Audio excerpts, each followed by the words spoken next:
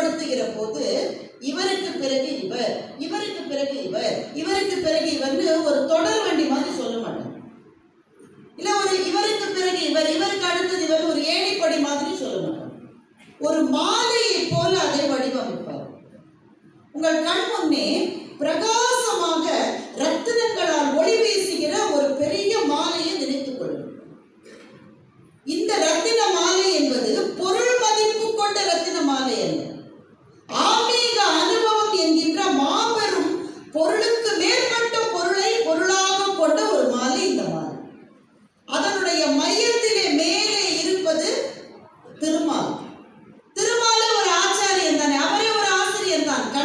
கண்ணன் அர்ஜுனனுக்கு கீதை சொன்ன போது அவரே ஒரு ஆசிரியரினுடைய இடத்திலே அமர்ந்து கொள்ளுகின்றார். அவர் தான் நடுநாயகமாக அந்த மாலையினுடைய உச்சத்திலே இருப்பவர்.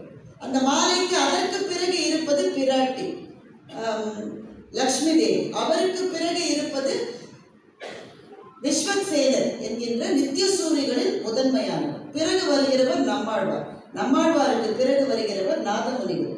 நாதமுனிகள் இந்த ஆச்சாரியர்களினுடைய பரம்பரையிலே மிக மிக மிக முக்கியமானவர். ஏனென்றால் நாதமுனிகளினுடைய காலகட்டத்தில் இந்த 4000 திவ்ய பிரபந்தங்கள் என்பது கிட்டத்தட்ட யாருக்குமே தெரியாமல் போய்விட்டது. ஆழ்வார்கள் அதற்கு முன்பே பிரபந்தங்களை பாடிவிட்டு அவர்களினுடைய காலம் முடிந்த பிறகு பாசுரங்கள் யாருக்குமே இல்லை. நாதமுனிகள் கும்பகோணத்துக்கு போயிருந்த போது 10 பாசுரங்களை அங்கே இருப்பவர்கள் இசைக்க கேட்கின்றார். நம்மாழ்வாருடைய 10 பாசுரங்கள் அதை கேட்டு அதனுடைய அழகிலே சொக்கியும் மயங்கியும் போகின்றார். 10வது பாசுரத்திலே ஒரு வரி வருகிறது, மொத்தம் 1000 இந்த 10 என்று வருகிறது. அப்ப பாக்கி 990 எங்கே என்று நாதமுனிகள் தன்னுடைய தேடலை தொடர்கின்றார்.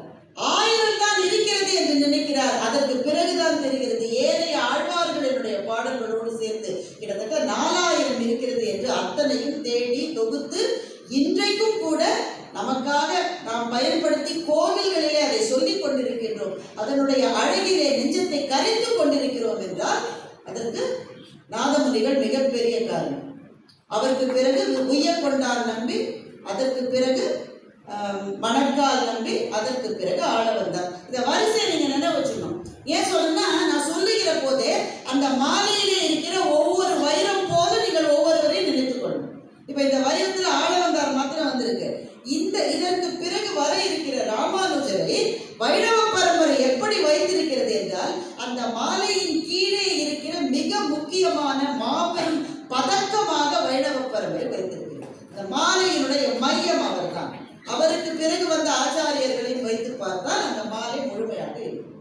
மேல பெருமாள் அவருக்கு நேராக கீழே அந்த மாலையை தாங்கிக் கொண்டு இருக்கிற இடத்திலே ராமானுஜரை வைணவ சம்பிரதாயம் வைத்திருக்கிறது. ரொம்ப முக்கியமான கட்டம். இதுல ஆளவந்தாரை பற்றி நான் சொன்னது உங்களுக்கு கவனித்துக்கு நிறைய பேர் வருங்க, கொஞ்சம் அப்பப்போ கேள்வியெல்லாம் நான் கேட்பேன். ஆளவந்தார் மிக முக்கியமான ஒரு ஆச்சாரியர். ஆளவந்தாரினுடைய காலகட்டத்தில் அவர் ஒரு முறை காஞ்சிபுரத்துக்கு போகிறார். ராமானுஜர் பிறந்தது ஸ்ரீபெரும்புதூரில் என்று உங்களுக்கு தெரியும். ஸ்ரீபெரும்புதூரில் அவருக்கு 16 வயதிலே திருமணமாகிறது. தஞ்சமாம்பாள் என்பது அவருடைய மனைவியின் பேர். அப்பா இறந்து விடுகிறார். அதனால காஞ்சிபுரத்துக்கு குடும்பம் குடிபெயர்ந்து விட்டது. காஞ்சிபுரத்திலே தான் ராமானுஜர் வாழ்ந்து கொண்டிருக்கிறார்.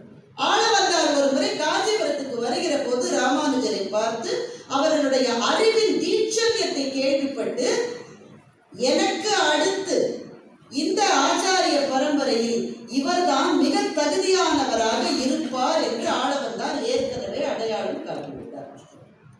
இப்போ ஆளவந்தாரால் அந்த நாளில் தான் அந்த இளைஞர் வைணவ சமயத்தினுடைய தலைமை பொறுப்பை ஏற்றுக்கொள்கின்றார். தலைமை பொறுப்பை ஏற்றுக்கொண்டாலும் தொண்டு செய்வதன் மூலம் அன்பையும் சமத்துவத்தையும் பக்தியையும் இந்த மண்ணில் செழிக்க செய்வதற்காக அவர் வந்த அந்த நாள் சரித்திரத்தில் ஒரு பொன்னாள். அந்த சரித்திர நாயகர் தான் ராமானுஜர்.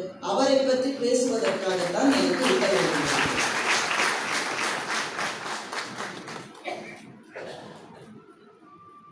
ஒரு சொற்பொழிவு என்பது எப்படி இருக்கணும்? அதற்கு வைணவ குரு பரம்பரையிலேயே ஒரு கதை உண்டு. நம்பிள்ளைன்னு திருவரங்க கோவில்ல ஒருவர் சொற்பொழிவாற்றுகிறார். கதா காலட்சேபம். எதை பேசுவார் என்றால், அரங்கனுடைய பெருமையை தான் பேசுவார், வேற எந்த வார்த்தையும் பேச மாட்டார். ஆனா அவருடைய சொற்களில் அப்படி ஒரு வசீகரம், அப்படி ஒரு அறிவினுடைய தாற்பயம், ஒரு அருள் வெள்ளம் பெருக்கெடுத்து ஓடச் செய்கிற அவ்வளவு நல்ல வார்த்தைகள். அந்த ஊர் மக்களுக்கு அவருடைய சொற்பொழிவுனா அப்படி அப்படி அப்படி எவ்வளவுனா, திருவரங்க கோவில் மண்டபத்துல தான் நடக்கும் அந்த சொற்பொழிவு. அதை கேட்பதற்கு சாரி சாரியாக மக்கள் வந்து கொண்டே இருப்பார்கள். வர்றபோது நடுவுல திருவரங்கத்து பெருமாளினுடைய ஊர்வலம் போச்சுன்னு வச்சுக்கீங்களேன், இந்த பெருமாள் என்ன குறுக்க குறுக்க வராரு, நம்ம சொற்பொழிவுக்கு போக விடாது. இவர் பேசுவதே பெருமாளை பற்றி தான். ஆனால் பெருமாளை கூட பார்க்காமல் சொற்பொழிவுக்கு போய் எல்லாரும் இருப்பார். மண்டபத்திலே நடக்கிற சொற்பொழிவுக்கு அந்த பிரவச்சனத்துக்கு எல்லாரும் போய் உட்கார்ந்து இருக்கிறார்கள். ரங்கநாதரை பார்க்க ஒருத்தருமே இல்லை. ரங்கநாதர் தனியார். திருவிளக்கு பிச்சர் என்ற அந்த கோவிலே இருக்கின்ற ஒரு அன்பர், அவர் அங்கதான் இருக்கணும், அதோட அவரால் போக முடியாது. ஏனென்றால் விளக்கு ஏற்றுகின்ற வேலை அவருடைய வேலை. அந்த திருவிளக்கு பிச்சர் என்ன செஞ்சாரா, ஒரு காலை கருவறைக்குள் வைத்து இன்னொரு காலை கருவறைக்கு வெளியே வைத்து தன்னுடைய உடல் முழுவதையும் அந்த கருவறைக்கு வெளியே சாய்த்து, எவ்வளவு தூரம் தலையை நீட்ட முடியுமோ நீட்டி, எவ்வளவு தூரம் காதை தீட்ட முடியுமோ தீட்டி சொற்பொழிவை கேட்கறதுக்காக இங்க விட்டு போக முடியாது. ஆனா அங்கேயும் கேட்காம இருக்க முடியாது, அப்படி கேட்டுக்கொண்டிருக்கிறார். மொத்த ஜனமும் அங்க இருக்கு. ரங்கநாதருக்கு போர் அடிச்சிருக்குன்னு நினைக்கிறேன். தன்னைத்தனியா எவ்வளவு நேரம் படுத்துட்டு இருக்கிறது. அதனால என்ன செய்தாராம், நாமும் போய் இந்த சொற்பொழிவை கேட்டால் என்ன, நம்மள எவ்வளவு அழகாக பேசுகிறார், நானே போய் கேட்க வேண்டும் போல எனக்கு விருப்பமாக இருக்கிறது என்று நம்பிள்ளை என்ன செய்தாராம், அங்கே நம்பிள்ளையினுடைய சொற்பொழிவை கேட்பதற்காக ரங்கநாதரே எழுந்து நின்றார். எல்லாரும் ஸ்ரீரங்கம் கோயிலுக்கு போயிருக்கீங்க. ரங்கநாதர் படுக்கலாம், எழுந்து நிற்கிற அளவு அந்த கருவறை பெரியது அல்ல. அதுவும் அவர்களுடைய உயரத்துக்கு பெரியவனை மாயவனை பேருலகமெல்லாம் விரிகமல உந்தியுள் கொண்ட விண்ணவனை கரியவனை காணாத கண் என்ன கண்ணே, கண்ணிமைத்து காண்பார் தம் கண் என்ன கண்ணே என்று இளங்கோவடிகள் எழுதுகிறார். கரியவனை பார்க்காத கண்ணெல்லாம் ஒரு கண்ணா அப்படின்னு சொல்றதோடு நிறுத்தல. பார்க்கிற போது ஒருத்தர் கண்ணை கொட்டிட்டான். கண்ணை கொட்டுற அந்த மைக்ரோ செகண்ட்ல அவரை பார்க்க முடியாம போயிருமே, நீ கண்ணை கொட்டி பார்க்கிறீங்களா, நீலாம் ஒரு ஆளான இளங்கோவடிகள் திட்டுகிறார். அப்படி கண்ணை கூட இமைக்காதபடி காண வேண்டிய அந்த அழகு கோல மேனியனை பெரியவனை மாயவனை என்று சொன்ன பேருருவம் கொண்டவர். அந்த பேருருவம் எதனால வந்ததுன்னா, தாயான யசோதை வெண்ணையையும் பாலையும் நெய்யையும் தயிரையும் கொடுத்து கொடுத்து கொடுத்து அது போதாது என்று பக்கத்து வீட்டிலே இருக்கிற அந்த வெண்ணையும் அந்த பாலையும் அந்த தயிரெல்லாம் எடுத்து எடுத்து சாப்பிட்டு உயரமும் ஆகிருதியுமாக நிற்கிற பெருமாள். அவர் என்ன பண்ணாரா, அங்க வந்து குனிந்து கொண்டு அதை கேட்டுக்கொண்டிருக்கிற திருவிளக்கு பிச்சருடைய தோள் மேல கையை வச்சார். திருவிளக்கு பிச்சர் திரும்பி பார்த்தா எப்படி பொக்குன்னு இருந்திருக்கும்ல, பகீர் இருந்திருக்கும். அதுவும் இப்படிப்பட்ட உருவம் கொண்ட கரியவன் பெரியவன் மாயவன் படுத்துக் கொண்டிருக்கிற அரங்கத்து அரவின் இருக்கின்ற அந்த நாயகன் வந்து தொட்ட உடனேயே பெருமாளே எந்திரிச்சு வரக்கூடாது, நீங்க வரக்கூடாது. ஏன்னா 5 நிலைகள் உண்டு. பரம் என்று ஒரு நிலை, பரம நிலை, அது வைகுந்தத்திலே இருக்கிற நிலை.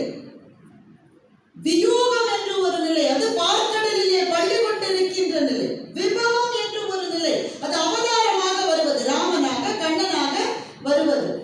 அந்தர்யாமியாக இருப்பது, அத்தனை பேரின் உள்ளே உரைகிற நிலை. அச்சாவதாரம் என்பது 5வது நிலை. அதுதான் கோவில்களிலே நாம் காணுகிற தெய்வ உருவங்கள், நம்முடைய வீடுகளிலே வைத்து நாம் வழிபடுகிற தெய்வ உருவங்கள். திருவிளக்கு பிச்சர் சொன்னாரா, அச்சாவதாரத்துல நீ வெளியில வரக்கூடாது சுவாமி, உள்ளதான் இருக்கணும் நீங்க. அதுவும் தவிர இப்படி நீங்க வெளியே வந்தா உங்க மீது கண்பட்டால் நான் என்ன செய்வேன், உள்ளேயே போய் படுத்துக் கொள்ளுங்கள் என்று திருவிளக்கு பிச்சர் கேட்க, அவர் ஒரு பணியாளர் தானே என்று நினைக்காமல் சொன்ன வண்ணம் கேட்ட பெருமாள் சமத்தாக உள்ளே போய் திரும்ப பாம்பனையிலே பள்ளி கொண்டாராம். நம்ம வீட்டு பிள்ளைகள் கூட நம்ம பேச கேட்க, ஒரு இடத்துல ஒரு நிமிஷம் உட்காருன்னா கேட்கறது இல்லை. பெருமாள் தனக்கு பணி செய்கிற அவரினுடைய அந்த சொன்னனே கண்ணனே கதறுகின்றேன் ஆரிடர் கலைகனம்மா அரங்கம்மா நகருள்ளானே என்ற பாசுரம் அவர்களுடைய நெஞ்சத்திலே திகழ்கின்றது.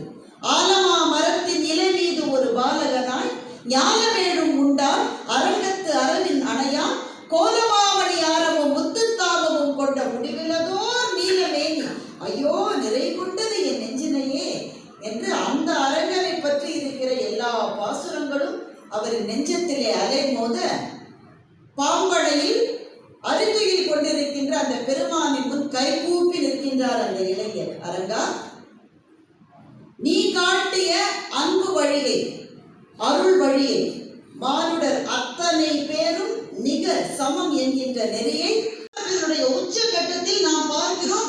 யானைகள் நிற்கின்றன, குதிரைகள் நிற்கின்றன, தேர்கள் இருக்கின்றன. யாரையோ எதிர்பார்த்து அந்த மொத்த நகரமே காத்திருக்கிறது. 6 காவேரி, அதன் நடுவே ஸ்ரீரங்கம். 2 ஆறுகளுக்கு நடுவிலே இருக்கின்ற அந்த ஸ்ரீரங்கம் அன்றைக்கு யாருக்காக காத்து கொண்டிருந்தது? நேரமாக கொஞ்சம் சின்ன ஒரு சலசலப்பு. 10 நாள் முன்னாடியே கிளம்பிட்டாங்கன்னு சொன்னாங்களே, 10 நாள் ஆயிடுச்சு, வர நேரம் ஆயிடுச்சு, இன்னும் காணுமே, ஏன் தாமதம் ஆகுது அப்படின்னு அவர்களினுடைய கவலை மேகங்கள் சூழ ஆரம்பித்த அந்த நேரத்தில் காவிரியின் கரையிலிருந்து 2 பேர் வருவது நமக்கு தெரிகின்றது. வருகிற 2 பேரில் ஒருவர் கொஞ்சம் முதியவர், தந்தையை ஒத்தவர். இன்னொருவரை பார்த்தால் இளைஞர் போலத்தான் தெரிகிறது.